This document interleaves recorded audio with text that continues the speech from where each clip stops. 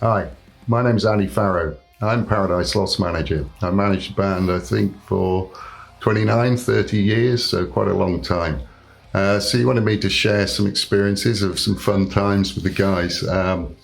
Take you back to the time the band recorded the Icon album at Jacob Studios.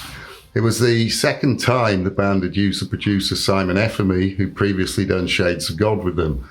Simon Effamy was known as a bit of a prankster anyway, with stuff he did with the Wild Hearts when he recorded with them.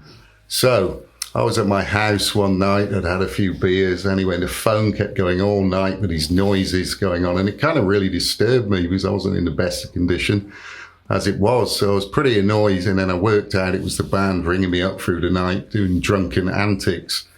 I went to my office the next day and found out that Damien, who worked for me, had had the same calls, but in his flat there were other kind of single girls living there in this kind of apartment complex. So, you know, I thought, I can get them back on that. So the first thing I did, I got up and I said, right, to Simon, I'm sending a fax with you on copy to your manager about your appalling unprofessional behaviour. Of course, I didn't really send it, but I'm not sure his manager would have done much anyway. But and then with the band, I said to Simon, well, you can tell the band they'll be getting a phone call from the police because at Damien's flat, there were girls living there, and, you know, this goes down as nuisance calls, so they will be getting a call from the police. And apparently the band, you know, they took this pretty seriously and they were kind of freaked out and everything. So, you know, I got them back that way, and then I thought, well, I'm going to get them back even further. So I got somebody else who was in my office to ring them up, who they wouldn't recognize the voice, and say they were from the HMRC, which is our tax office.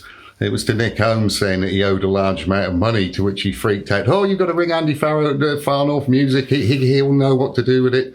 So I was laughing my head off about that because, yeah, Nick and money, that's always something else, you know. It really does get to him. And then they carried on when they did Draconian Time Studio, because by then the band, you know, was selling a lot of records. They were in a really flash studio called Ridge Farm.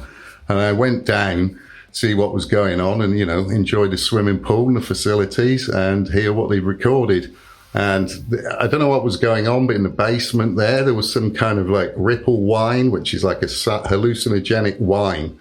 And Steve Edmondson, the bass player, came in with a big pint of the stuff and gulped it down, said, go on, you have some. And, you know, I like to drink. I gulped it down. Oh, it tasted like absolute diesel. I felt rotten forever. And then I found out that Steve's was a pint of cold tea. So, yeah, that was an interesting one. They got me then. I didn't get them back.